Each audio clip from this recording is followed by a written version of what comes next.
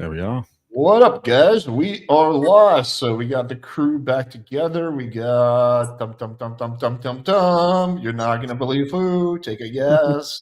Oh wait, it's IndianPE joining us for a stream, proving that he did not get deported back to India. So debunk India that. He's does actually have this. internet, though. Is India exactly. does have He's in internet. India right now. Yeah.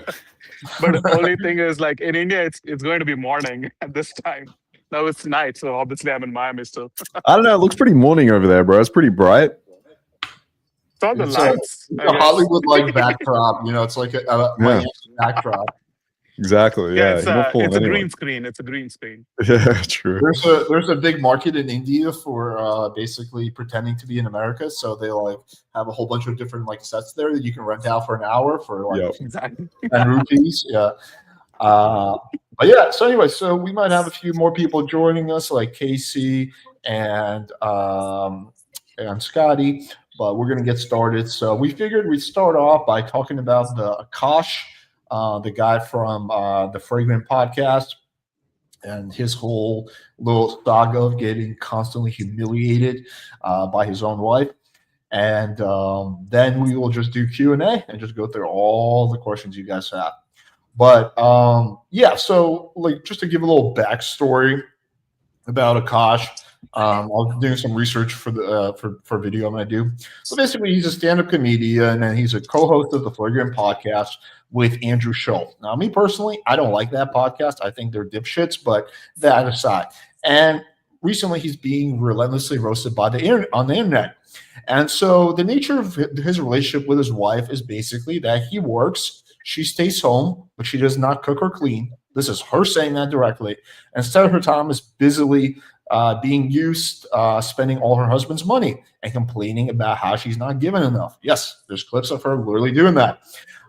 So yeah, anyway, so I guess we can begin with, I think this is a good clip because it breaks down, I think it gives you a good summary on their kind of situation, and then we can just go off that. Why does it fucking always try to play on its own? All right, so I'm going to share my screen.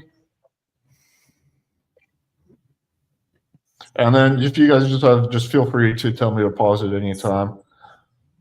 The title is, the only thing flagrant is Akaash Singh's wife. I like that title.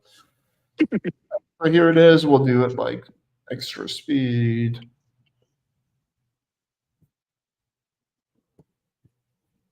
All right. Let's just kind of get into it. At a Hindu wedding ceremony in May, because on that date, according to the Hindu calendar, this is a favorable time to get married. This is Oh, let me know if there's feedback as well. Akaash, No feedback.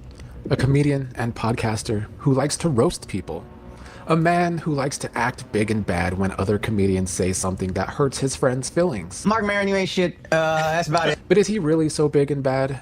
Well, he certainly is not big. But he is also not bad, because this is his wife. For those of you who are new here, hi, my name is Jasleen. I'm a stay-at-home wife, but I don't cook or clean because I don't feel like it. And my husband is a full-time stand-up comedian, and he buys me lots of nice things. Jasleen is a housewife who likes to flaunt all of the things her husband buys her. Nothing wrong there. Typical housewife behavior. Or is it typical gold digger behavior? Akaash is on the Flagrant podcast with Andrew Schultz, where he can sometimes be his whipping boy. India was a tools wealthy. are going to help 2 billion. I hate this revisionist history where India was wealthy and then now all of a sudden they're broke. Yeah, but what is? How is it now all of a sudden? Like, what are you even talking about? And he certainly is Andrew's biggest ass kisser, laughing extra hard at all of Andrew's jokes. One can probably deduce that Akaash is a big. By the way, let me know in the comments if you guys actually think Andrew's funny. I think he literally is not funny at all. I don't think he's ever made me laugh. I think What? That's crazy, bro. Yeah. I think he's hilarious. Really? Yeah, man. I mean, to be honest, I only watched his stuff during COVID, but he used to do these monologues during COVID. Dude, I thought they were fucking fire. And I saw some of his stand-up that I thought was pretty funny. I think his takes on like Trump and shit is fucking stupid, but I haven't watched him since probably COVID days. But dude, I think the dude was pretty funny. I've never watched. I've seen a few of his stand-up clips, but I mainly am just going off like watching his podcast. I don't. He's never made me laugh on his podcast. Oh, okay, yeah. Maybe his podcast is different. I've seen his monologues that he did like before the podcast, or like the start of the podcast, and I've seen like some of his stand up. But maybe he's just like not funny in person in real time. But yeah, I thought his other stuff was pretty good. I mean, in all the podcasts, I guess like they're just shitting on people, complaining and stuff. That's what I've noticed, and nothing else.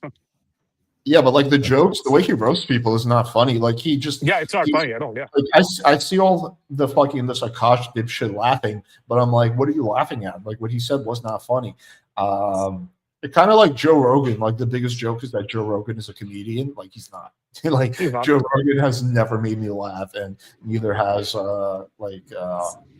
Andrew. But again, I haven't seen too much of his stand-up stuff. Maybe he's funnier there. Yeah, I mean, I agree with Rogan. I don't think you can call like a comedian, at least on his podcast. Like he's never funny on the podcast. I haven't watched his stand-up, but yeah, I agree with that. Pushover, which brings us to the problems in his relationship. The problem with this relationship is the way it began. Akaash was a virgin before this relationship, a virgin for religious purposes. Like Akaash is the extreme. Like Akaash only dates brown. Okay, 1 second. Oh, okay. 1 second. Akaash has been with 1 second. There's nothing religious about being a virgin in India, first of all. Sure, it comes from the culture. Like, let's say Hinduism, he's a Hindu. It's like, okay, so the parents, they don't fucking know, or like at least the guys that I know, right? Like the friends back in India, they're also Hindus. But it was never like a religious thing that they want to stay virgins until marriage. That's not a religious thing at all. Like maybe there's some portion is Hinduism where you need to be pure until marriage, but that probably typically only applies to women in India, not to men in India.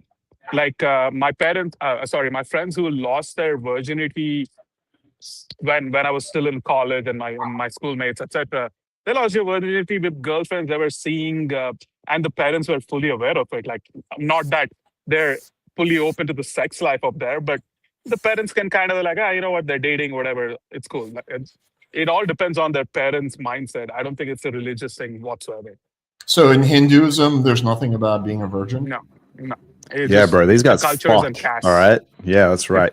Apparently, Sikhism, is that what it's called? Apparently, they're more like it's actually written like they should be virgins. Yeah, but it's not like Christianity, as far as I'm aware. Hinduism, first of all, bro, these guys get laid. One of the all right? One of the biggest hilarious things is Lord Krishna, the one who's worshipped so much. He used to have he apparently has been with 10,000 women.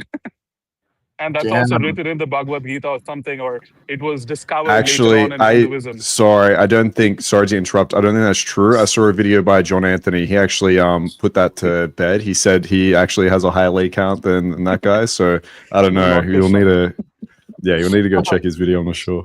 I was just thinking something about that. Like John Anthony, don't tell John Anthony because he's going to be jealous. Like, damn, bro, maybe I should move to India. All right. Let's keep going. one girl in his life who's his wife. That's my wife. And he thought he had finally found someone with the same views and beliefs as him. He wanted to marry someone with the same race and background as well.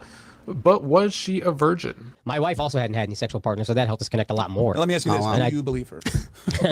If you've seen her, then it's hard to believe. At the time, she was definitely telling this man she was a virgin too, and they were going on podcasts after they married, talking about both of their virginity before they got married. He's 34. How old are you? 25. Okay. So like you meet him. Yeah. He's never had sex and he's older than you. Were you like, ew? I was at the point where I was ready because I don't know if you told her because I was. Oh, no, I didn't know you were a virgin too. So I was a virgin too. So there we go. He says that she was a virgin, but then she directly herself says that she's a virgin.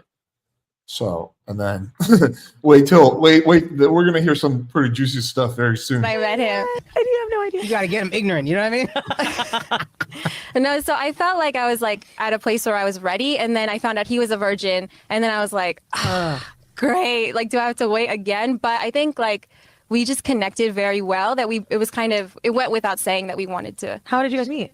Show. She had a fat ass and I kissed her down.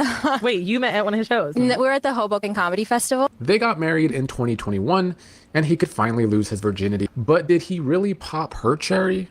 Well, these days, she is doing a podcast of her own, and things she has been saying now that she is in the spotlight herself is not adding up to what she was saying before they got married. Sometimes I get so painfully nostalgic for college. So for context, I went to college from 2011 to 2016. I was popping my pussy and living my best life in these white boy frat houses. And I had a roster of guys that I would rotate through. So it's like, Jesus Christ. Oh my That's God. What roster the of guys. fuck? What's That's up, boys? insane. What's up, my man? Yo, what's up, IndianPE? What's up, sir? Good to see Man, you. I came on here wanting You to too, bro. defend this. Yeah, I mean, fuck. That's what I was gonna say is like Mark, you're mute. Oh, am I? No, I can hear him. Oh, okay. Oh, okay. What I was gonna say is, dude, I've been with a virgin before that was like a promiscuous fucking whore, where like she'd go to the club, make out with every dude. We'd basically do everything except intercourse, but she was like super religious. So I was thinking maybe this girl could be that, where she's like, yeah, I've had no sexual partners, but I've done like everything else. And I was like, but this sounds like she's fucking, right? I like mean, that she's getting sounds her pussy very obvious. popped. That's Yeah, definitely exactly. fucking- Yeah, Um, Jesus Christ. So she lied, and obviously, probably lied to him as well. Yeah, I mean, look, this is why I always make fun of people who are like, I want to marry a virgin. Like, okay, that's what you're going to get, probably. I mean, girls will tell you what you want to hear if they like you. Yeah, and also I would say this, like, the embarrassing part here, I mean, yeah, it is embarrassing that, she lied to him about being a virgin and kind of that, but the fact that she's saying this publicly is like 100 times worse. Like, she's aware of the fact that her husband is going to be thoroughly humiliated for her saying this, and that he has in the past said that she's a virgin. So she's basically just literally providing proof that her husband is a liar and also just humiliating him in the meantime. I mean, that's like so humiliating, and she knows what she's doing. Unless she's a total fucking retard, which I don't think she is. I think she knows what she's doing, but she just doesn't care because she knows she has him wrapped around her little finger and that he's not going anywhere. And I'm just like thinking, like, I love my girlfriend to death, but if she ever said this, there would be no second chances. Relationship would be over like in a heartbeat. Like, if she like embarrassed me publicly like that, there's no way I would ever forgive that. But I guarantee you, probably didn't even say anything to her because he's so afraid of her. Do you guys think it could be one of these? There's no such thing as bad publicity type things. Who was the other guy? Adam 22 no jumper with his wife who banged the black porn star with like a 12-inch dick or something like that. Yeah, Either these people have embarrassment fetishes or I don't know if it's true, but they're laughing all the way to the bank. They're getting us talking about them, and he's selling more comedy shows, and Adam 22 sold more whatever he sells. Do you guys think it's like that type of thing? Because the level of awareness, it can't be this bad, can it? I think it's. Yeah. Oh, you guys go then. I'll go.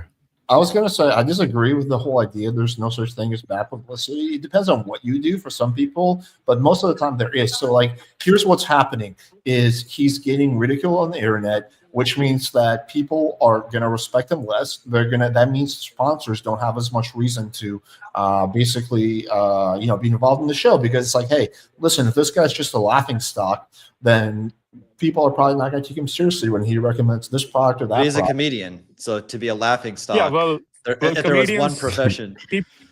People laugh at comedians' jokes. People don't laugh at the comedian, so they're not going to make money by sponsoring a guy who's being ridiculed. There will there's also other evidence that I'm going to show, or that exists, that kind of reinforces the idea that this is not what you're describing.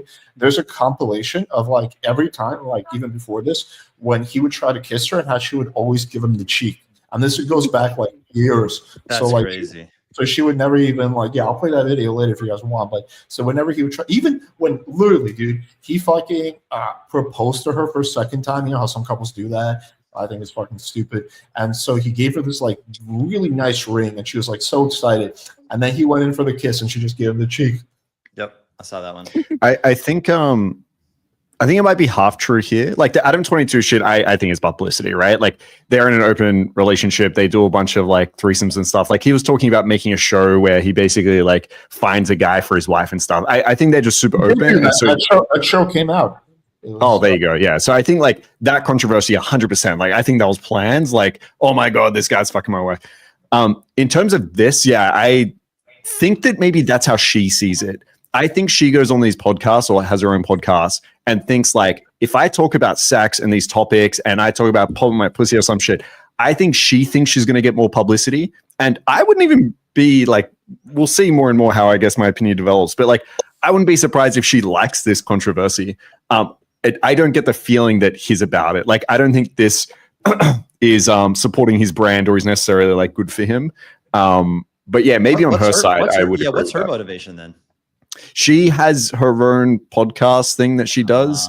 And I feel like when I hear her talk, like, I think there is some like egotistical thing that pops out with women where they can be like, I've got a guy paying for my shit. Like, I could imagine relationships, even when the girl doesn't feel that way, whereas she's got her own podcast or she's talking to her friends or she goes online, and to be like, I'm so good, this guy's paying for all my shit, or like, look how promiscuous I used to be. I think that's very much like promoted in female circles to this day, to be like a boss bitch, as opposed to turn around and be like, yeah, I love my husband and try support and care for him as much as I can. So like, I think there's probably some motivation, I'm guessing, from like her side of things to do this. I just don't see how he could benefit from this. Yeah. Well, she should have enough money. She shouldn't have to go out and earn for her own self. Because I don't think she's doing it for the money. Yeah, I think she's doing it for the like, I get some attention and popularity, and I don't think she's doing it for money. Would be my guess. I mean, she's probably just thinking in terms of like fucking, oh, call her daddy has so much followers. Why can't I do the same? That's really I think she's completely checked out the relationship. She's not attracted to him. She doesn't really respect him. And also, I will add the Adam 22 thing, like that backfired long term. I mean, he made a video how his business is going bankrupt. You know, his whole thing is like interviewing like famous rappers. You think gangster rappers are gonna like coming on his fucking thing now? Not any ones that are like maybe some irrelevant ones, but not really. Like, you think like Sean Kingston is gonna come back? I mean, if he wasn't in jail, or like any of those other like big time rappers in the past? No fucking way, right? Because you know now it's a bad look to be associated with them. So I think he might have made some short term money, yes, with her OnlyFans, but long term it destroyed No Jumper, which he spent like his whole life building. It was a horrible business decision on his part. And that's not to even mention the fact that their child is going to be humiliated for the rest of her life. Like, just, it's bad business decision, bad personal decision, bad decision for your child. That's what I would say. But who could be a black guy's kid? Yeah. He did joke around about that. All right, let's get back into this. Oh, sometimes it like literally hurts my heart. And look, she's not talking about this like, hey, I used to do this thing and that was a different chapter in my life. She's talking about how much she misses having random frat boys pop her pussy. Like that makes it even worse. Yeah, the nostalgia of it. Like, that's a weird thing to fucking say. I agree with that. Yeah, good point. Imagine like you're turned on. She's getting turned on talking about it. She's getting fucking dripping wet right there, thinking about all those dicks that have been inside her. Imagine like you're with your girlfriend or whatever, your wife, and she's like, oh God, you know, this reminds me of my ex. I mean, oh, I miss that sex life so bad. Like, this is basically what she's doing, but instead of doing it privately, in the example I gave, she's doing it to the whole world. I mean, it just doesn't get worse than this. Talked about having these very fond memories of college when she was, quote, living her best life in these white boy frat houses. She has talked about the rosters of men she had in college, that she had on rotation. This woman was anything but a virgin in college. One time I met this guy on Tinder. This was before Bumble or Hinge. Like, this was like in the OG days of the app. And this guy, he was like some, how do you say, half Asian, like baddie. Wasian. That's the word, yeah. And I made the dumb mistake of letting him sleep over. The woman lied to little Akaash. You would think the lying to the man who wanted to marry a virgin for religious purposes would be bad enough, but now she seems to humiliate him at every turn, too. Her new podcast. Oh, they didn't finish that clip, but you know what she goes on to say? Yeah. That she woke up with her ass feeling sore. Yep. Jesus. That's the full. Because the mattress is like too hard. Is that what happened? Yeah. Is that what she meant? Okay. It was a bed sore. It was a bed sore. Yeah, exactly. Is with another woman, and she has awkwardly talked about how she wants to have an orgy with this woman and her husband, while totally talking up this girl's husband in a way that makes you think she really, really does want to bang him. Did y'all ever have an orgy together with your husband? Priya, I'm actively trying to have an orgy because this couple is so fucking good looking, and you haven't seen Nav yet, but wait till you fucking see him. His body goes crazy. His face card always slays, never declines. And it's kind of weird because I'm talking about your husband. I just know that Nav's dick is like She probably at already least fucked 10 What inches. the fuck? She probably already fucked Nav. Like, she's talking in terms of like potentially like, oh, this his body doesn't quit. I mean, and I'm sure Nav's dick, I'm sure she knows how it looks like. I feel like the way she's talking, she's probably already fucked him. Nav is the co-host's husband, so the co-host would not be. Secretly, you know. I don't know. It's possible, I guess, but I feel like the co-host. I guess the only way that's possible is if the co-host doesn't know.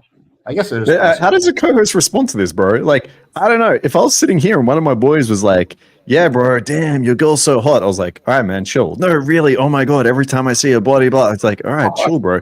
Yeah, like exactly. I can just imagine her pussy. Like, I'd be like, bro, like, fucking settle down. Like, what the fuck? Like, how does the co-host respond here? Like, what the hell?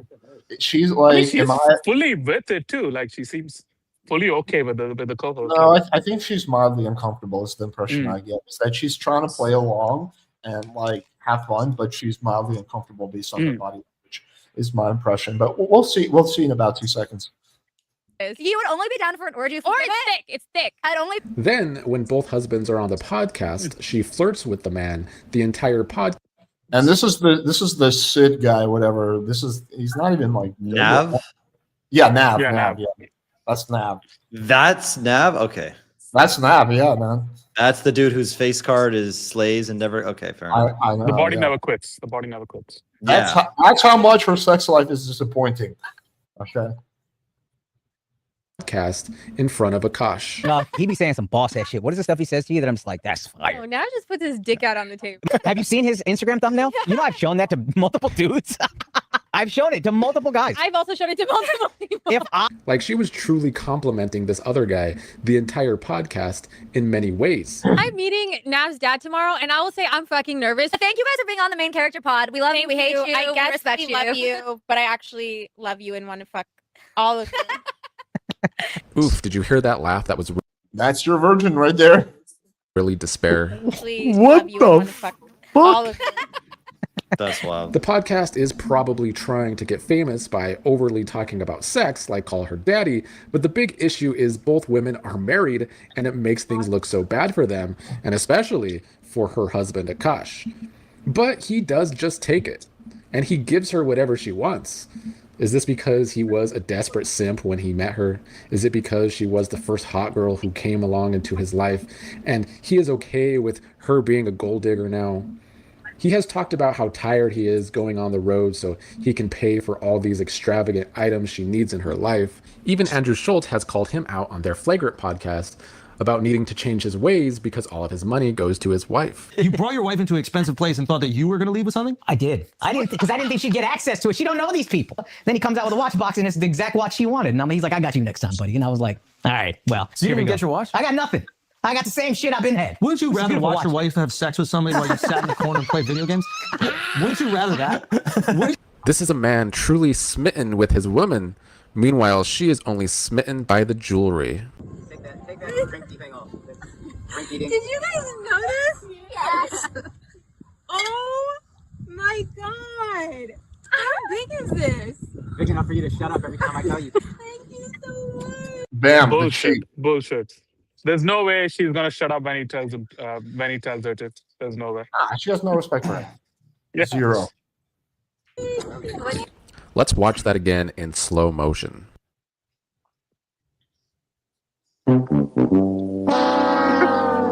I mean, that is pretty telling in of itself. I don't recall any time I've ever tried to kiss my girlfriend where she turned her cheek. That doesn't really happen when you're in a relationship. That's really bizarre. And then there's clips of That it is happening. really strange. I mean, the only thing I can think of is if like she's got a bunch of makeup on or just put lipstick on or some shit. But no, Alex says he's it's got really weird. B-roll of her doing this since years All the ago, time, right, hey, Alex? yeah. So, But like, how dare you respond to this as a dude? I'm just like, what the fuck? You're on a podcast. She's talking about like fucking your friend. Like, you go to kiss her. I'm speechless. How don't you respond to this? How don't you react to this? I want to bring up a nuanced point. This just goes to show, and I don't know if you guys agree. You guys can give your thoughts. If a man is truly evil or a psychopath, I feel like there's some people that can hide it. You know, the super charming guy who by night is just, you know, killing people. There are those guys, but I feel like it's more obvious and guys have a harder time hiding it. Girls can be demons, fucking succubus demons on the inside. And she's got these big white teeth and she's laughing and she's smiling. She's got this kind of Labrador golden retriever energy. She's just like so happy, these big Disney princess eyes, and she's fucking dark on the inside. She is an evil gold digging whore on the inside, bro. Yeah, she's a succubus to guys like these guys, like guys like Akaash. Like she's gonna be a savage with guys like him. To guys like Nav, probably not. But to guys like Akaash, she'd be a fucking succubus. Nah, dog. But that's like saying, well, you know, I only beat up people weaker than me. I wouldn't do that to people stronger than me. Yeah, no shit. Well, that's a Like, woman. That's a woman. It's a savage. Women are like that. No, I mean that is like a thing in jail though. Like for example, that's why they say that someone's going to challenge you and you have to fight back, because if people see you're not willing to fight back, they're going to just fucking. That's in jail, dog. That's in a like the world. No, I know that. I agree with your general point that women are better at hiding it because they have on average much better social skills. But Dinton is also correct. Like, look, she's not going to be a great wife for anybody, but the reason that it's this bad and this blatant is because he allows it to happen. True. Yeah, no, he's not helping. And if she was, for example, with an alpha guy, like someone who had boundaries, like she might still do shitty things, but it would never be as extreme as this. Yeah, it may not be publicly on a podcast, but I think evil people are more or less evil. Anyway, that's just my take on it. I don't. Yeah, I mean, it's hard for me to say. I feel like I need to know more. Like, if I was to stick to the narrative that she's like an evil person that is out basically sugar babying her way into like fame or money, then it doesn't really make sense that she got with him before he was really like famous. That he was only making like. She was with him before he was even making $100K a year.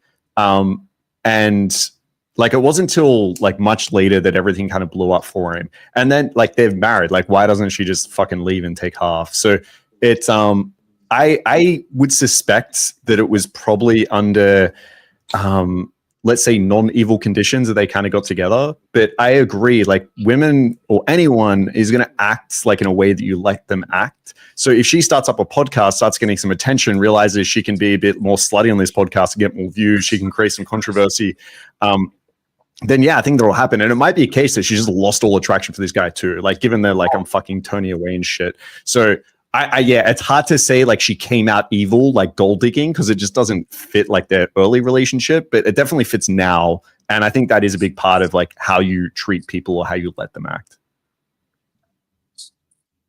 Yeah, I think it's somewhere in the middle. I think that she definitely inherently has some negative qualities, and she, like a girl who's like very kind, you know, wouldn't act like this even if her husband was a total pussy. She might just like leave him or something like that, but she wouldn't embarrass him publicly. But also he definitely let it get like this, like by consistently having not a single boundary, never standing up for himself, never like, putting his foot down, just like, yep, sure. Just by being a massive simp and giving her everything she wants, like not knowing how to say the word no. No, this guy's a total bitch, dude. Yeah, for sure. It's almost over. No kiss. I would feel more sorry for Akaash if he wasn't one of those fake tough guy comedians. Mark Maron, you ain't shit. That's about it. But his wife has been acting like anything but a wife lately. She truly is flagrant herself as she humiliates him at every turn, but he does just take it. And he takes it while giving her all of his money. No, we're leaving. Shut up. If Down Bad had a face, you're looking at it. But even though all of this hoopla over his wife is coming his way this week, they are both acting like nothing is wrong and everything is perfect. One of her latest posts on social media is them dancing and singing along to their wedding song like they're still so happy about being married. She still wants to flaunt that everything is okay, and they're reminiscing about their wedding. Sorry, could you pause It is for a second? I truly- find these videos so fucking cringe. Like when she pulls out her fucking selfie camera and like makes him sit there and dance to like their wedding song or so. Like it feels like these guys have a fucking gun towards their head as girls do like these fucking TikTok memes and shit. And I find those so fucking cringe. I hate that. Like that to me is worse than her coming out and saying she was popping a pussy online. If you make your fucking guy do a little dance on a fucking thing, that's embarrassing. That's worse. I was thinking the same thing. Yeah. He looks like he's just hiding the pain.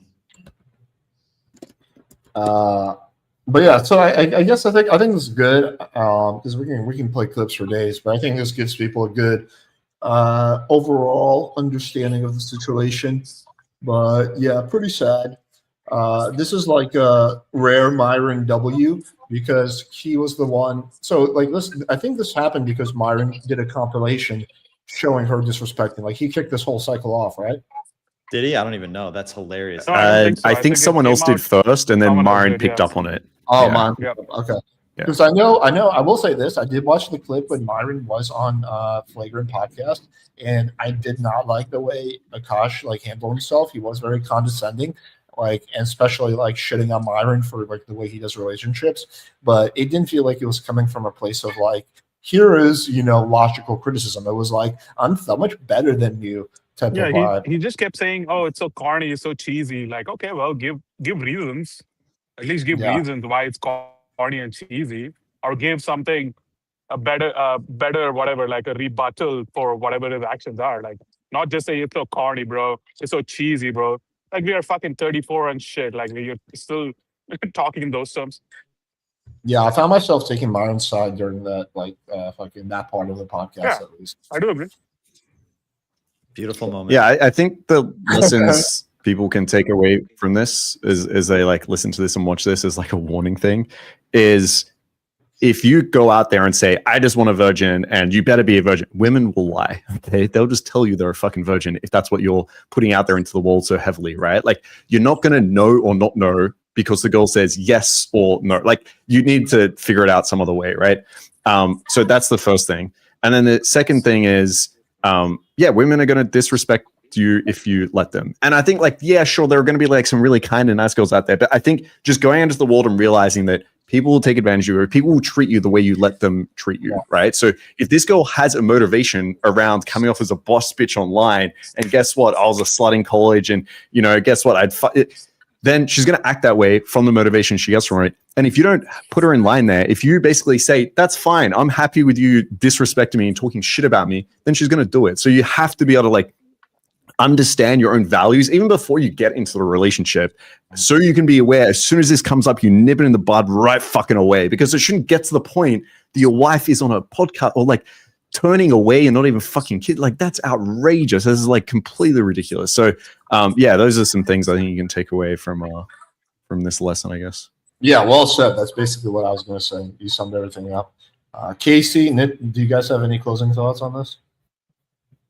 No, nothing. I mean, it's clearly evident that she respects him zero, and it's also like like Mark said, if you try to keep framing the girl as like, oh, I want a good girl with no history, etc. And if the girl actually likes you, she's going to lie about it. You're eventually going to find out. But typically, guys who actually go out and get some experience, understand women a little bit, they will be able to tell whether the girl is actually lying or not. Like this, it's like some innate subconscious thing. We can tell, like, okay, this girl is not actually a good girl. She's promiscuous, no problem. That's fine. That's fine for us, right? Like, okay, we can fuck, whatever. But if you really can't understand these tiny cues, even if she's like, okay, when you're about to go for a kiss, especially publicly speaking, and if she's fucking giving the cheek, okay, there's something off. Like, okay, what is going on here? Like, there should be that fucking gut feeling, which can only be developed if you're not a virgin, in my opinion, as a guy. Yeah, the worst thing you can do is if for you having a virgin is very important. Don't actually tell her that I want my woman to be a virgin, because then you're creating a massive incentive for her to lie. You have to be a little bit more socially intelligent about it. Like the way I would approach that, if that was a big thing for me, is I might start like, this is after we've hooked up a few times. I might start talking about her dating past, right? In a kind of a very intellectual and kind of like funny way, not like really in like a grilling type of way. And then being like, and then maybe making like a joke, be like, so what's the magic number? She'd be like, oh, what magic number? Be like, how many guys you've been with? No judgment. But yeah, something like that, where you frame it like that, instead of being like, oh, are you a virgin? Please tell me you're a virgin. I agree. Oh, sorry, go Casey. I was gonna say my last thoughts on this. What's this comedian's name? Akaash, right? Akaash, yeah. Akaash, yeah. So guys like Akaash, who, and there's a lot of people who troll our YouTube comments, have this natural knee-jerk reaction to feel cringe when they're exposed to any type of manosphere content. PUA, red pill. Oh, these guys are cringy. These guys are dorks. Imagine obsessing over, imagine paying someone to teach you how to pick up girls, bro. Just be natural, dog. And it just goes to show all the money, all the fame, and all the losers who have this natural, cringe to it. They're missing out. They're making these enormous mistakes. There's this YouTuber, I don't want to say his name, I don't want to call him out, but he's a big YouTuber in the passport bro space. And I went to a city in Brazil and I fucked his ex-girlfriend, pulled her right off Tinder. And I'm not going to say how I know this, but this girl's 19 years old, probably has about 300 bodies, and she's just a walking red flag. It's just insane how many red flags. And this is the type of guy who, I would imagine anyway, would have a really cringy reaction. He would never want to work with me or Markus or Alex, any one of us. He'd be like, oh, you guys are so cringe. I'm good looking. I don't need this. And I smashed this chick out, but he actually made this girl his girlfriend. And I'm not going to get into it, but she was a 10 times even bigger walking red flag than this girl here. So it just shows money, fame, you can't buy your way out. Even if you're a naturally cool guy, you should really explore at least some of the PUA stuff, at least some of the manosphere red pill stuff, to avoid disasters like this.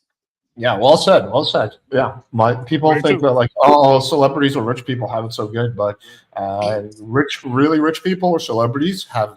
I mean, look at Jada Pinkett Smith and Will Smith. I mean, being a famous celebrity does not protect you against being completely humiliated by your wife. Yeah, very well said. Yeah, I mean, relationships and management is a skill set. And yeah, just because you're famous doesn't mean you inherently have some skill set.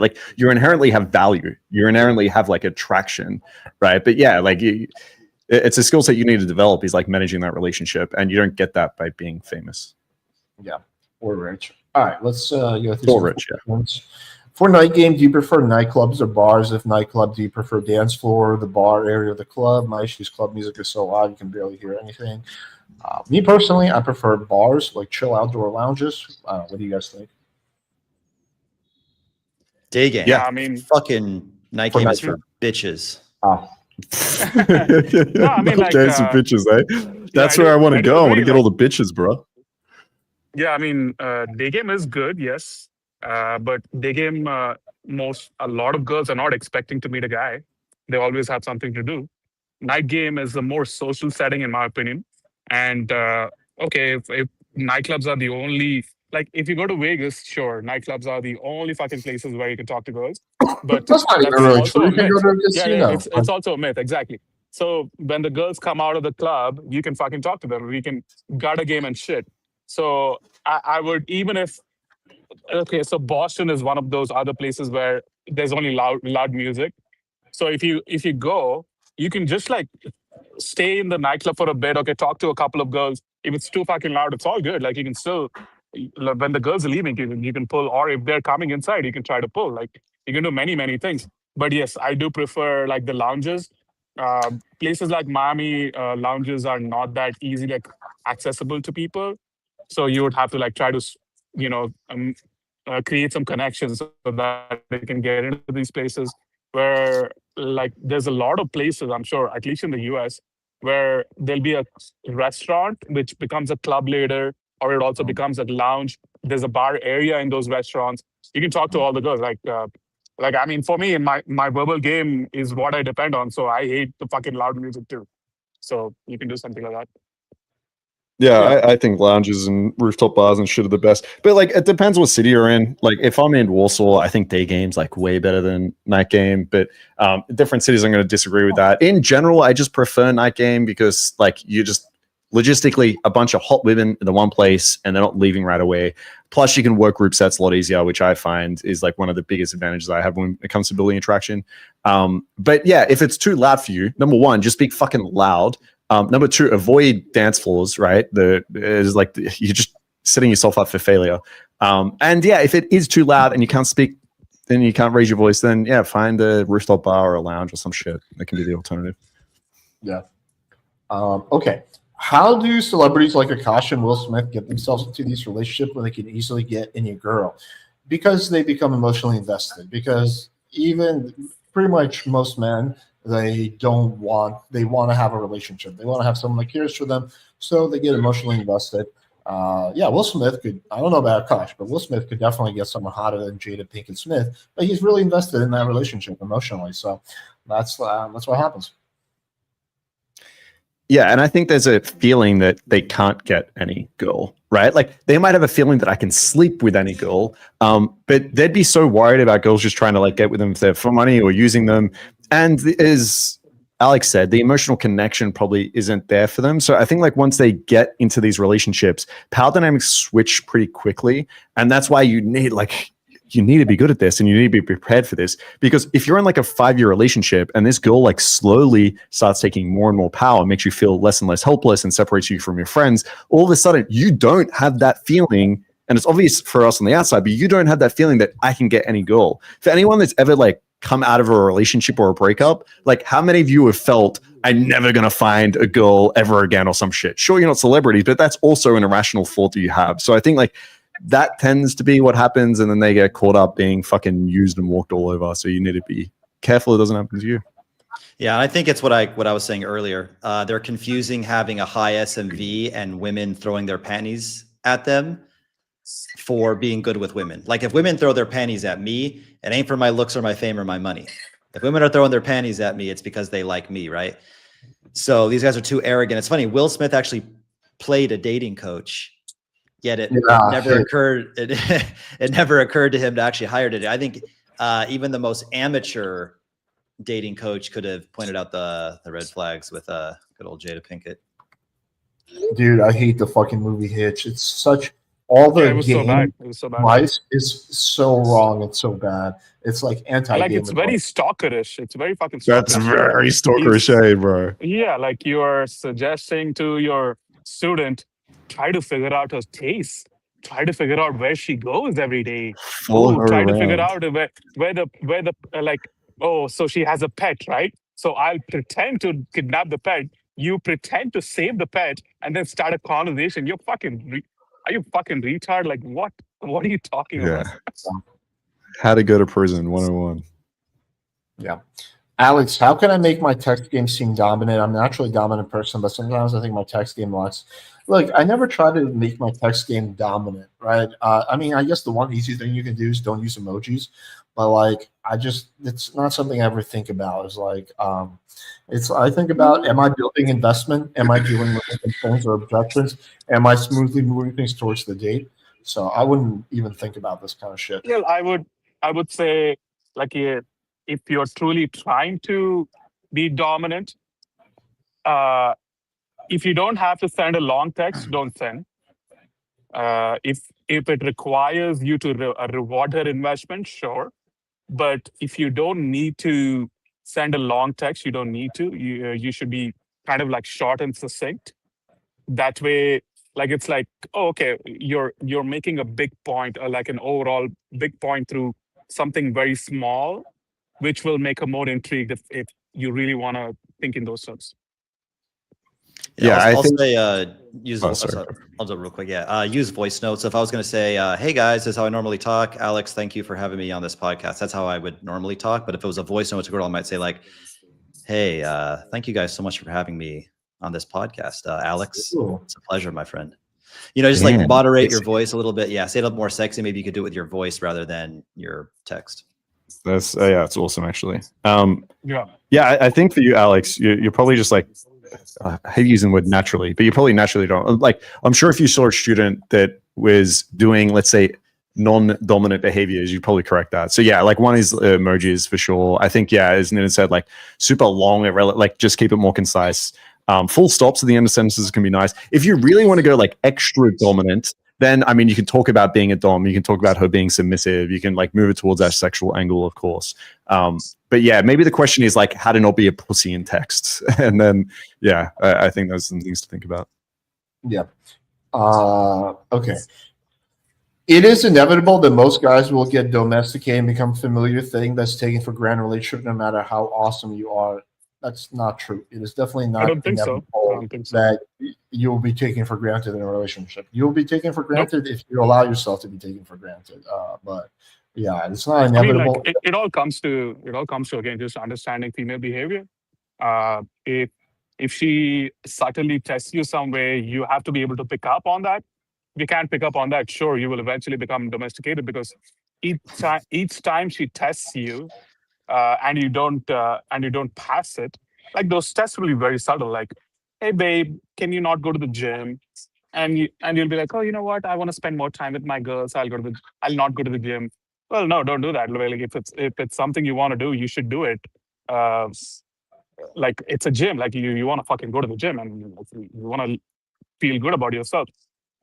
And like, if you fail that test, the next test is going to be harder to pass. It's just going to the intensity is going to keep increasing.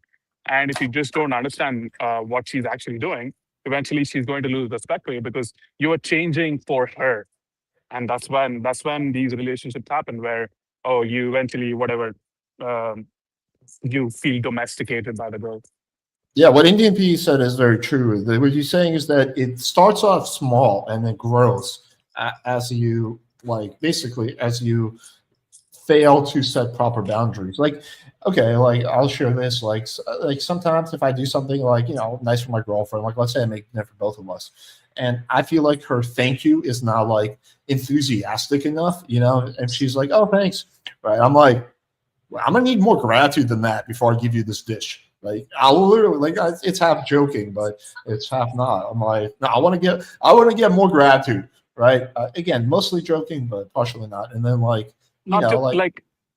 not to put down women. It's almost like you kind of have to train. Like, the behavior should be like this. Like, hey, I fucking made you a dish. It's more like grateful.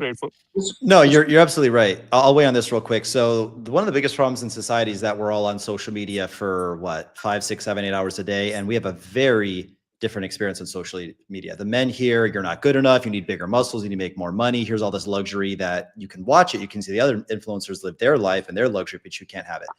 But what do women here on their end? You're a queen. You don't need to take accountability. You got to find a guy who's a millionaire. If he's not paying your bills, he ain't worth shit, etc. So women basically don't know how to add value to a guy's life. Beyond that, they don't even really know how to be pleasant most of the time. So you're going to have to train them. Women don't come pre-assembled. One of the biggest qualities you're going to look for, as Nitin was talking about, is a girl who's, going to use this word, but moldable, what I'll say, malleable, moldable, whatever you want to say, who you can train her and be like, listen, let's just kind of think outside the box for a second here about how the value is going in this relationship. I plan all the dates. I send the Uber to pick you up every time. I pay on all the dates. I'm teaching you all these things about life. I'm teaching you English in my case, if I'm dating a girl. I'm a problem solver for you. Anything that comes up in your life, you need advice. You have this mentor. And what am I really, getting in return? I mean, we have sex, yeah, but we have sex together. I don't just get sex from you and we do it together. And you got to kind of wake them up and say, yeah, wouldn't it be great if you did things for me, little things for me in my business, you cook for me, clean for me, ran errands for me, made my life simpler. So I'm a big proponent of that. They do need to be trained. Because the social conditioning they get, conditioning they get is just. I agree with part of what you said, that. I think part of it, yeah. If there's something you're lacking in a relationship, it is good to directly communicate that to her. But I would say my girlfriend, I don't think I did any kind of training. She was pleasant when I met her. That's right. You know why? You met her fucking ages ago. What's bear means something. So what? Dating is bull means it's going up, right? Like it's good, like a bull market is when Bitcoin's going up, right? So a bear means it's going down. So dating is a bear market, right? Every day it's more and more common to be a prostitute, have a sugar daddy, get tattoos, get piercings. Expect that. Like, you guys watch those man on the street interview content. I mean, Alex, you make man on the street interview content. I think man on the street interview content's one of the most viewed, like, viral content that's going out right now. It was about a year ago, yeah. What'd you say? Well, it's still, sure, it's still pretty fucking popular, whether it's number 1 or number 2, but it's still pretty fucking popular. And a lot of times, the algorithm, shows you more of what you like and share and comment on. But for me anyway, all the interviews are the same. It's, what does a guy have to have? And then she lists all these things. And what do you bring to the relationship? And they say me. They say all this, and they do a 360. I bring me. And no woman ever. There's like the odd, like, you're missing a huge point, which is that those videos are being cherry picked by the person who makes them. I know because I do the same thing. I'll ask a girl like a spicy question, and I'll discount 3 out of 4 answers because they're boring. Because I'll ask a girl something like, like, what do you like? Yeah, if I ask a girl, what do you bring to the relationship? Like, there will be some girls that say crazy things that go viral, but most of the girls will be like, I don't know, I like to cook, I like to do blah blah blah. Like, they'll give normal answers. It's just that you're not seeing those as a viewer because the person making the video knows that those are not going to perform well. Exactly. And also, I think like if I get into the if I get into the psychology of the girl a little bit too, like if I have a lot of attraction for a girl and ask her that question, she gives me a real fucking answer and she invests in that answer. If I just go up to a girl with 0 attraction, I'm like, what do you have to offer? Yeah, I get some bullshit prize phrase answer like me or some bullshit. Like, but I think if that girl actually was really into a dude and was trying to impress, you'd probably get hopefully a more like invested answer there would be my guess. Let's break this down. Okay, Marcus, when was the last time you dated a girl from, say, like a Western country like Australia? I'm dating a girl right now from Australia. From Australia. Okay, cool. So in Australia, I like the way you say it. Yeah. This girl, I'm just saying it like you do, bro. How old is she? My girl? Yeah. 32. 32. I don't know about a 32-year-old. She may be different. We can use her, or if you want to think of a younger, let's just go with this one. I mean, I've dated girls that are like 19, 20. Like, yeah, you could sure name a bracket or probably did. Let's just get on with it. Let's just do the 32-year-old girl. So who plans most of the dates? Right now it's probably mixed, but it's weird. Like, what do you mean by date? Okay. Like, you talking like right now in our relationship? Who pays on the dates? It'd be mostly me. Okay, so you mostly pay 80, 90%, whatever. You mostly pay. It's probably like 70%. Yeah. Who's solving more problems for the other person through advice, through any means? Who's more the problem solver and advice giver? I would say me. Okay, so you pay. You're the primary payer. You're the primary problem solver. Do you get what I'm saying? Like, what does she do for you in return? Yeah, I don't get what you're saying. Because like when I see like relationships in general, or even like if we want to talk about my relationship, when I look at this, there's a lot of things that she does for me and a lot of things that I do for her. And in combination, I don't see this as a zero-sum game. Like when I'm providing her help, it doesn't really take much effort from me whatsoever. I'm not losing a bunch from that. But when she provides me help, it actually helps me quite a lot, right? So I feel like we're both helping each other quite a lot. So I mean, I don't mean to get like super personal now, but I just had a loss in the family recently, right? That's like a very difficult, like an emotional thing for me the last few weeks. She's been there like 100% of the time. Like a lot of the stuff with like my work and house, like all that shit, all the stuff with my family, like she's been there for my family. She's been there for me. That's been like super supportive. Emotional support, but does she do anything tangible? Like, does she work for you in your business? Does she?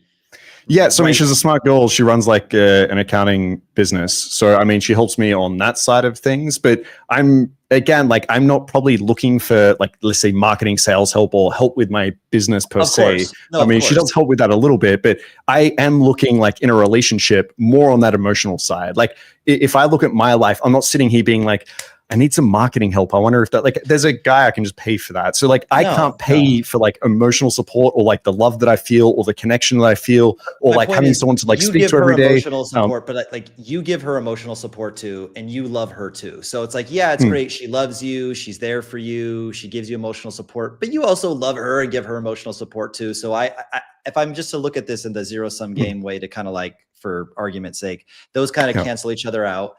You're both doing that for each other. There's nothing really that she's doing for you. And I get it. That's how it would be. What I'm saying is it's a zero-sum game though. Like, I don't see this as a competition where I sit down with her and I'm like, who gives each other more here, right? Like, I don't see it like that. Like, of course, I provide a lot for her. She provides a lot for me. She's super appreciative of everything I do for her. I'm super appreciative of everything she does for me. Like, I'm way happier being with this girl than I would be being by myself, or, you know, I guess arguably with someone I didn't like as much. Like, I could compete here and be like, she's way better looking than me. Damn, what do I have to make up for that or some shit? But like, I don't really see it that way. As long as like I'm happy with what she's doing for me, and she's happy with what I'm doing for her, and overall we're happy in a relationship, like that's what matters for me. No, of course, of course. I'm just trying to point out, like trying to real quick, Marcus, if I could just add one thing on this. I don't know if it's like that in your relationship, but I would say in my relationship, if I'm being honest, my girl gives me a lot more emotional support than I give her, because she is just much better with like emotional support than I am. So it's like I do my best. So for sure. yes, But I feel do like completely agree. Honest, yeah. Okay, sorry, and IndianPE has seen our relationship. I think he probably, I don't know if he knows enough to vouch for that. Yes, but, I mean, I learned a lot from your relationship and the kind of girl I should get into a relationship with. Because let's be honest, like, emotional support for us matters a lot more than the emotional support we give a girl. In my opinion, at least, that intimacy, that presence, that emotional support that a woman can give, I don't think a guy can actually give to the woman, because women are wired differently. As simple as that. Like, I don't think, again, like, it's not about a relationship should never be like, oh, I give you this, you should give me this. Well, that just becomes transactional, in my opinion. No, okay, so let me. Obviously, you don't want to look at this. You're not business partners. A parent-child relationship is like that too. There's nothing of tangible value that a child gives to their parent. They give them love, and your children give you purpose. Your children give you some feeling of legacy. As a child, you can make your parents feel like proud of you and all that. And that's great. But I'm talking about tangible value as a child, maybe when you're older. But when you're what is tangible? Sorry, just to make it clear for me. Shelter, clothes on your back, cooking your food, buying your meals, paying for everything in your life. That's what the parent gives to their child. They give you unlimited amounts of, like, a roof over your head. They give you everything. They teach you everything. You know, they teach you English. They teach you how to walk. They teach you sports. They teach you everything. In terms of tangible value, parents only give and they never receive. But my point is, doesn't fucking matter. Like, that's not the point I'm trying to make. Is like, okay, so I agree to that, right? We're on the same page. I don't think you should be like, well, I want a girl that gives me just as much tangible value as I give her. All I'm trying to point out is the fact is that it's through whatever, social media, modern society, feminism, what do you want to call it? We could dissect this. I think it's mostly because of social media, that the expectation is that the woman just shows up and the man provides all the value. Again, he solves the problem. Oh, okay, I get you. He's the main mentor. He's the main teacher. Yeah, I think that's. He's the financial support.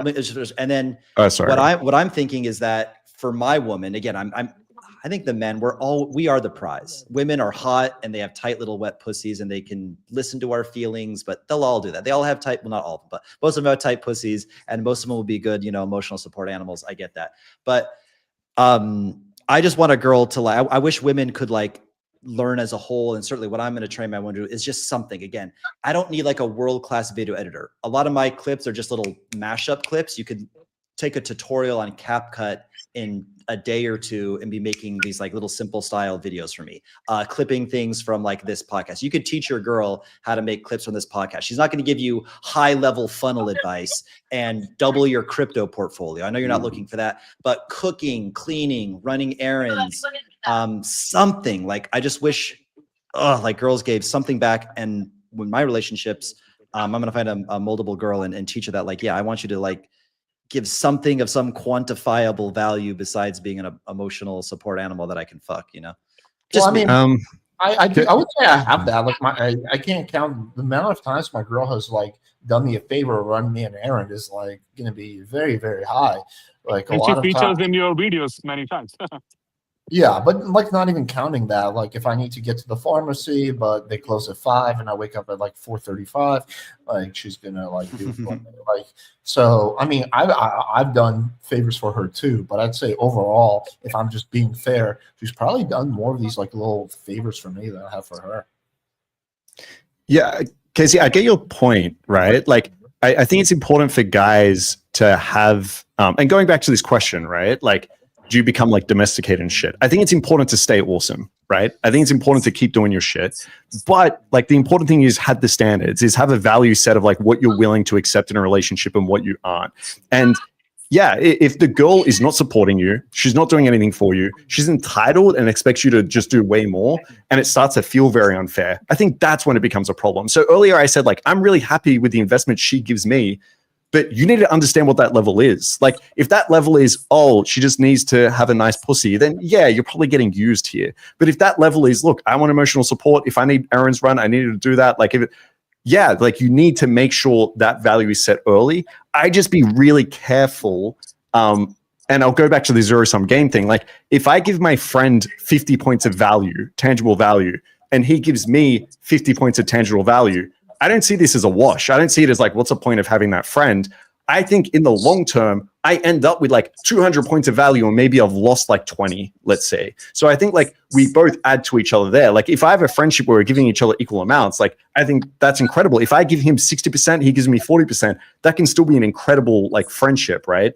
And so I just see like relationships in the same way. I think it's hard to, like when we start looking at that tangible value, there's so much, and I think like intuitively know this, there's so much as humans we gain from having like a really loving and caring relationship with another human being that really loves and cares us, even if you know, we pay for 70% of the dates, for example. I think there's other ways to make up for that. But overall, I understand what you're saying. Hold on. Sorry, didn't maybe you want to mute yourself while you're not talking, because I think we're picking up your background music, because that's got to be him, right? You guys heard that music in the background, right? Yeah. So yeah, like I get you. I think there's like a balance here. If you have a girl that's like, I'm just me and I've got a nice pussy, so I'm not going to do shit for you, then yeah, fuck that girl, right? Like literally fuck her and then don't date her. But if you got a girl with a really nice pussy that like wants to really care, then I think it's good. I'm Jewish, but I'm not out there with my calculator, like how many value points. Like when I was, I didn't even know you were Jewish. I am Jewish, yeah. I lose all my subscribers now. No, when I was 5 years old, I built my dad a library in his office. I got out some Scotch tape and started taping up like a bookshelf, and I wrote some books. And at that point, you know, my dad, I mean, he had paid for everything, changed my diapers, you know, whatever, cooked all my food. And what did I give him? Like a bullshit library written by a 5-year-old. God knows what the content of the books was. But the point is like, it was so adorable that I tried to give back. What can a 5-year-old give back to his father? But he was probably like almost in tears, so happy that like I thought I actually built a useful library for him. This library fucking sucks. Yeah. And then he hit me, and that's why I turned out the way I am. That's how it all started. But that's what I'm saying. Like if my girl, obviously I think all of us, I think most men, high value men like us, such alpha males like us, are going to give so much more value to the women. But again, I would just love it if I felt like she genuinely was trying, and I don't feel like women are taught that, and I think they need to be molded to be. No, I feel you. Like I'm not a fan of the, obviously, like when I see one of those girls slide, you know what I contribute? I show up, or I give them access to my body. Like they're all like that. Fuck those girls, right? They're all like that, bro. Well, that's where I disagree. I don't think they're all like that. I don't even think half of them are like that. That's the thing. But yeah, all respect, man. I feel like, and maybe this is 100% true, and maybe that's why, I feel like you've had an experience with a bunch of these girls that are perhaps like this. I feel like us three, and maybe it is location, I feel like us three just haven't. Like when I look at like the students my girls are like seeing or dating, when I look at like the girls that I used to see or date, or the girls I get exposed to, like there are some girls out there. And I think honestly, I think it's an insecurity when I hear girls say that. I think they're super insecure. I think they know they're not shit. And they put out this thing like, I'm a prize and I'm amazing. And underneath that, they probably feel fucking worthless. But yeah, I just don't see it that much, to be fair. But maybe it is just a case that you've unfortunately been exposed to a lot of those girls, or it's like the location that you're in. Yeah, I only date girls that are. I will tell once. So one thing I've seen in Miami, it's a lot of sugar baby lifestyle. Okay, like being a sugar baby is normal, but I've still managed to like meet girls who've never had a fucking seeking arrangement accounts, like from Cold Approach. But how do you like know that? These girls, like I can fucking tell. First of all, I can see from the behaviors. They're not behaving in like, oh, my pussy shit. Like the way, I'll stay on topic. Right? Like, I'll stay on topic, but there's like a unique sugar baby vibe that no, like I mean, is okay. In Miami, I mean, I would say, look, I agree with both of you. You won't know, right? I agree with both of you. Yeah, you won't know, right? There's no way to 100% know. These girls are demons. They're Oscar-worthy actresses, bro. And see the difference, right? Like we can't 100% know, right? And Nitin is kind of taking the approach that like, look, I've met a lot of sugar babies. I've been with sugar babies probably before. I kind of know this archetype. I can tell when one isn't, or at least I can make a pretty good guess. Whereas like you're almost taking the other approach, which is like every girl is fucking like this, and there's absolutely zero proof they could do to almost like prove that wrong. And so that's what I'm saying. Like, it feels like you're very like pushed towards that other side where it's like, even if there was no evidence of a girl being a sugar baby, you're like, she's just really good at hiding it. And I think like that's where we could perhaps like fall into some trouble. So I think Casey is going the route of guilty until proven innocent. Oh, I think, right? Like, and then I'm going the route of innocent until proven guilty. Like if she shows those behaviors, I'm out straight away, right? Like I meet these, I meet girls like Cold Approach all the time. And if a girl is like, hey, you know, like yesterday, literally happened yesterday. Okay? There were these three hot girls that me and my friend, or they know us. I go to this place all the time, which is this place. So my friend who's just changing my hookah, he came along with me. And when we went to this place, super high value place, super hot girls, and these three girls came in, and we started talking, etc. And these girls were like, you know what? I'm so annoyed that we don't have a table. I was out in like the next 5 seconds because those are typically the girls I want to avoid anyway. I've met so many of these girls. Trust me, everyone in PWF knows that I fucked a lot of sugar babies without paying them. But like I know these archetypes, and still I know for sure. She is innocent until proven guilty. I will look at the behavior. And if the behaviors tell me that she's that kind of girl that I want to avoid, I believe. That's it. As simple as that. Yeah, I will add this. Like a lot of it really just depends on where you're getting your sample from. Like I'm friends with this girl that works at this IV place where I used to go all the time, right? And I'm actually going to try to hook her up with one of my best friends. But anyway, that's a separate thing. So like this girl is like attractive for sure, like definitely very pretty. But she's also like very like not the opposite of like what you think a Miami girl is. Like, and then like I'll ask her, what does she do on the weekends? She's like, I just go home and I watch TV with my parents, or like I have a friend over. Like she's just like, I'm like, don't you go out and party? And she's like, no, not really, not since college. She's like, I don't really like to get drunk. I don't really go out anywhere, right? Like, so you're not going to meet her doing night game. I was like, well, what about dating apps? She's like, no, I don't fuck with dating apps. Like, I want to meet someone through a friend, right? So like, you won't find her in a dating app. You won't find her in night game. The only way you'll catch her is doing day game or social circle. And like, I know other girls like this. It's just, I think, just like where you look is going to make such a huge difference in terms of the proportion of sugar babies versus normal girls. Yeah, you guys bring up some good points. So I live in Latin America. Latin America is basically one big red light district. It is what it is. It used to be just kind of like Medellin. It's all these hookers in Medellin, and avoid Medellin if you don't want to, deal with hookahs. But they're all like that. Any city in Latin America, it's all evolved. Asuncion, Rio, they're all like that. So that's number one. Number two is I only date and hang out and continually see for at least short periods of time women that are hot enough to put in my videos, hot enough to record in.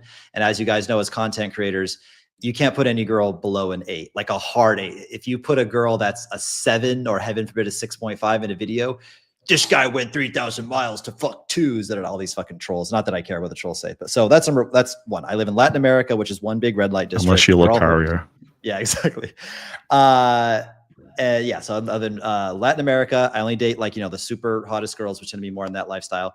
And then I have the luxury / not so much of a luxury of, having almost 100K followers now, 40 million views monthly on social media. And when I post some of these girls, some of them, not all of them, guys will hit me up and say, Amanda, how did you know Amanda? Da, da, da, da. I met Amanda on like Seeking, or, oh, did you know this girl's a hooker, this and that. So it's like, I meet these girls. It's a perfect like pie chart of like 33% dating apps, Instagram, and cold approach. It's like no, I'm lying. It's more Instagram, but whatever. It's a lot of day game as well, a lot of online. Anyway, but a pretty good sample size from all three, right? Day game, and actually the most batshit crazy girls that I've ever met in my life are from day game. Believe it or not. Real? Okay, that's yeah. odd. And so it's just a combination of that, right? Like I live in Latin America. Almost every attractive girl here is a prostitute. And then when I only date like the hottest of the hot girls in Latin America, if a girl's an 8 or above, it's virtually guaranteed she's going to be some level of sex worker. And then, yeah, the last part. So like IndianPE, are we allowed to say your real name? Do we not say your name now? I don't know. That's actually his real name. He legally changed it to IndianPE. So. Got it. So IndianPE, Markus. I don't know, Alex. I know you post your girlfriend, but I don't think Markus. I don't think you don't show off girls, right, in the content. So it's like, if you guys started showing off women, and like I said, you're getting 40 million views. I get recognized when I go every single day. Somebody, for better, I'm getting like accosted. People come up to me and like talk shit now. It's kind of funny, but fans and getting accosted. Really? Come up to me. That's been happening? Some stars, yeah. So you guys don't have that. So it's like, there's girls that I would have sworn. So maybe I have a more jaded, maybe I have a, guilty until proven innocent viewpoint. But yeah, try being famous and posting your girls and watch the DMs come in and say, oh, blah, blah, blah, blah. And it's just like, fuck, my little angel got around like that. Jesus, she had every green flag. I guess they are fucking actresses. You know what I mean? So you guys are probably right. Yeah. So I guess like I probably have a couple of thoughts here. So I'm like super sympathetic to that, right? Like if you're seeing a girl, or like it sounds like basically just slept with a girl, and there was no red flags of this girl being, I don't know what you call it, sex worker, right? And then all of a sudden you get a lot of people saying like, fuck, actually, this girl, I met her on blah, blah, blah. Then yeah, I think it's probably good to shift your assumptions or to like question what's going on there. Like my initial thought is, number one, like that probably just needs to be developed over time in that like area that you're in. And number two, like why not move? Like it seems like you really like conservative girls. Like why not move to an area with like conservative girls? I probably should. I think I want to change. You also like I probably will leave Latin pussy America as well. That's the dilemma. Okay, I see. No, my real name is Casey Brown, and it's been said I like my women like my last name. But yeah, for I won't change the topic entirely, but yes, for values, intelligence, personality, well, that's debatable. But certainly for intelligence and values, Latam may not be the best place to find a wife. A great place to fuck hoes, though. Holy shit. Yeah. I mean, is that? Yeah, you don't have to answer whatever you don't want to answer. Is that what you're after right now, though? Like, are you looking to settle down and like find someone, or are you just like happy, I guess, like fucking hoes? Listen, dude, I'd rather cut a hole in a pile of money and fuck the pile of money at this point. So it's good for content. I'm chasing the bag. I would like to find a wifey, but it's easier to find a wifey when you're like rich. I'm not, an insanely rich guy yet.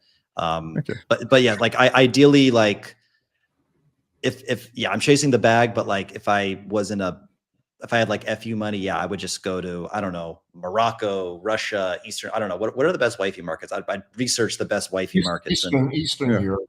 Okay. So basically, like, this is a good place for content and work, and you'll work for a bit. When you make a bit more money, then you'll think about like settling down and then find an appropriate place to do that. Yeah, but of course, if she came along in the meantime, that'd be great too, right? Okay. Yeah. Fair. All right. Makes sense. Yeah. I was just wondering because you're like, I got this impression that you really love conservative women, and then you're like, I'm in the place with the most hoes per capita. It's like, what are you doing? Okay, money, baby. Cool. We're gonna find Casey and I think prostitution is legal there, right? Like, sorry, the prostitution is prostitution is legal in Colombia, and also is it legal in Brazil? Prostitution. I don't know. I mean, it's if Okay. it's not, Colombia for sure then it's legal. Like 16-year-old girls have also been in prostitution before and shit like that. It's legal there. So I mean, it could be that's the reason why all these girls you're meeting are like all of these. Like, oh, they have to be. I mean, they become sugar babies eventually because all the prostitution has already gone out of their system. Look, I'm gonna put a call out for blue-haired fucking libtard SJWs who have at least 10 piercings and 50 tattoos for Casey, so you can wipe her up. So we're gonna find you someone. Don't worry about it, buddy. Perfect. I was actually more curious about what you said about people coming up and talking shit, because I've had people come up obviously many times, but it's always been positive. Can you describe a few experiences where it was negative? Yeah, I got accosted in Colombia once. I was walking by with a friend, and this guy just said, as he's like walking by, he just said, "Fuck you," or something like that. I barely even heard it. My friend heard it more. I was like, "Did he say that to me?" He's like, "Yeah, I think he did." And then, so I turned around and kind of chased the guy. I was like, "Excuse me, like, did you just say, were you talking shit to me?" He's like, "Yeah, like your whole body of work, all you do is say people in Colombia have bad values and bad morals, and they're rude and they're mean and they're retarded. They're like you people." And I'm like, thank you for proving me right. What? He's got you there. Yeah. I'm like, cool. Thank you for, proving me right. And he would say, and then I try to like, if you guys ever see Owen Cook troll people, I kind of try to take that stance where I'm not actually trying to do it, but I try to play like, semi-genuine, like, but really, let's get to the bottom of this. Like, what is it that I do? And then just completely dismantle all their arguments. So he would say something to the effect of, how many gringos come here for like, to get with like, let's just say, how can I say this? Well, underage girls, right?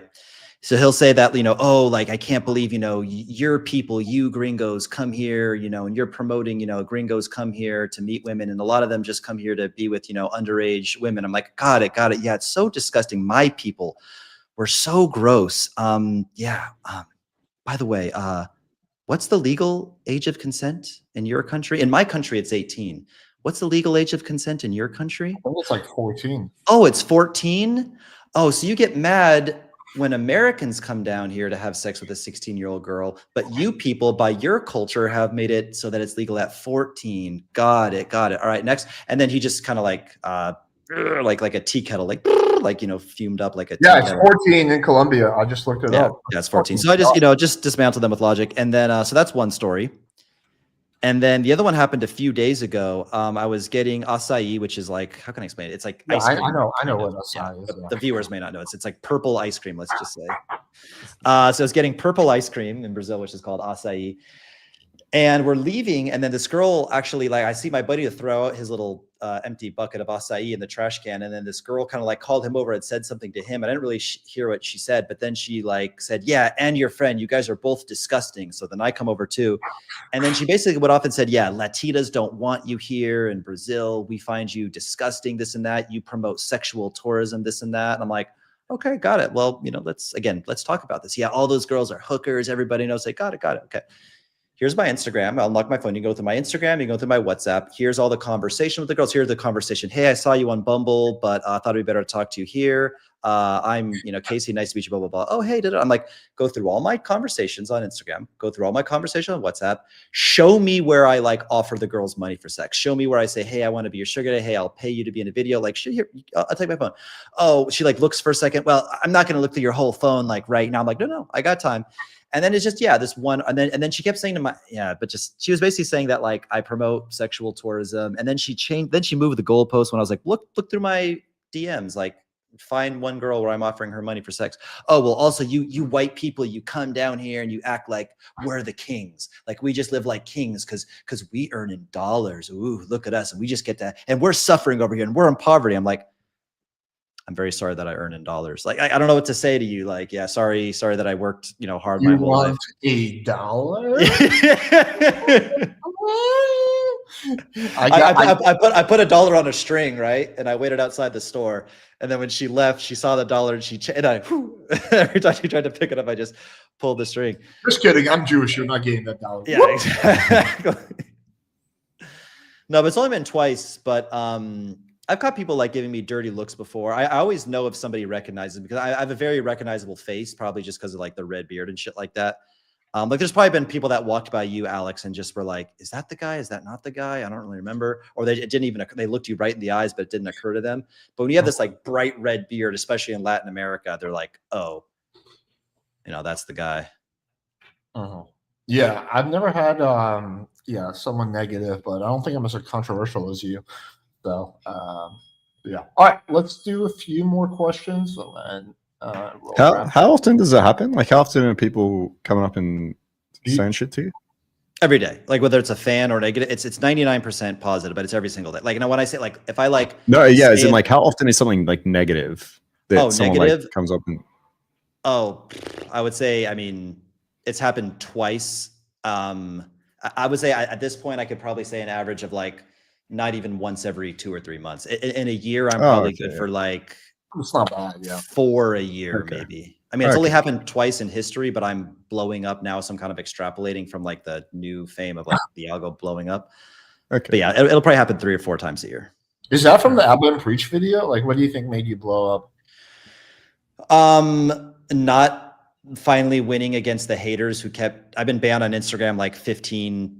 Well, no more than that. Let's just say call it 50 times. I've been banned on Instagram about 50 times and finally like learning the ins and outs of like how to not have my account banned. So actually like being able to actually be on Instagram and not have it, taken down. And then also the algorithm randomly deciding that it liked me again. I wasn't like fully shadow banned, but the algorithm hated me. All of a sudden in September for no reason at all, my account just exploded. We were just reposting old reels. We weren't even publishing new content. Nothing changed. And then the algorithm just said, oh yeah, no, I fuck with this dude. And then I got like 45K followers in 2 months or something like that. It's crazy. Shit, that's epic, dude. Question for you guys. If you simplify game, you're consistent with your approaches while bringing a fun vibe, aren't you basically 90% of the way there? The fear can get you overwhelming sometimes. No, you're not 90% of the way there. You're consistent. If you add sexual attention to that list, then you're like 80% of the way there. But yes, consistency is important. Bringing a fun vibe is good, but that's not enough. You can still use, like, if you don't build sexual tension or you don't come off as masculine, you're just going to get friend zoned, or the girl's going to be like, oh, I'm in a relationship. So those two things are not enough. It doesn't get you 90 or even 50% of the way there. You need the sexual tension and the masculinity, the sexual polarity. What do you guys think? Yeah, it depends what he means by bringing the fun vibe. Like that's going to look very differently. Like it's as you said, that there's so much to be broken down here. I feel like the question basically comes from a place of I feel overwhelmed with theory. How do I simplify it? I think that's a good question to ask. I think you can take this like one little step at a time. Just focus on the open, focus on your subcoms, and then like take the theory full subcoms. Like, should I speak loudly? Like, what tonality should I have? What could I say? How do I create emotion within this interaction? How do I respond to our emotion without wondering about like the thousands of theory out there? And then just move to the next step. But yeah, like a fun vibe for one person might be like super charismatic. It might be sexual. It might be flirtatious. And a fun vibe for someone else might be like super fucking boring. So it depends what that looks like. But yeah, simplify the process. Take it a step at a time, and it won't feel as overwhelming. Yeah, I'll weigh in unless IndianPE wants to weigh in first. I've been talking a lot. Yeah, I mean, like when they say fun vibe, the fun vibe should only be until the point where she's actually very curious about you, or she wants you to stay. She's more invested in you, and after that, there needs to be a switch. The switch needs to be that, okay, you show that you're not just a fun guy. You're a guy that she wants to fuck. Which, like Alex said, it should be sexual tension. Not just sexual tension, also obviously verbals matter a lot. You can, like Alex has this very good way of not really talking about sex, but making the girl think he is talking about sex, which is not something that everyone can achieve. It's something that he built by his own reference experiences. but for me as well, like when I switch the tonality, I still want to talk about verbal sexualization. I want to show sexual authority, but everything again, I'm doing that with sexual tension. And on top of that, I'm also going to focus on how can I show some sexual value where she is very willing to come home that night. Yeah, I'll just add one more thing. This is like the trap I used to fall into when I was learning game. Is basically all I would do is crack jokes, and then I would basically be her like dancing monkey, and it would get me laughs. Girls would be receptive, but I never got me lays. And actually, what really changed was one day a girl directly called it out. She's like, I liked you when you first came up to me, but if I'm being honest with you, you're kind of in the dancing monkey frame. And it turns out she had read the book, The Game, and or something like that, and she pointed it out directly, and that's when it really like fucking hit me, like holy fuck. But yeah, sorry, go ahead. That's crazy. I'll take a different approach to this, and you guys can weigh in afterwards if you want. I think you need social skills, which we could say, yeah, your vibe is good. What did you say there? Yeah, your vibe is good. Your sexual intent is there. Eye contact, voice, all that. All the social skills are dialed in, and then you need a +1. Now, this +1 could be you're 6'5", you're insanely good looking, you're the president of a frat, you're a club promoter, you move to a small town in Latin America, and you're hot shit there. You need some level of a +1. Just having good social skills is, I don't know, we could just say for simplicity, it's half of it. I don't know if it's 50%, 40, 60%, but again, like you need to be a DJ or something else, some strategy, some high, like use your intellect and be like, how can I get myself around these girls? How can I put myself in a more advantageous situation?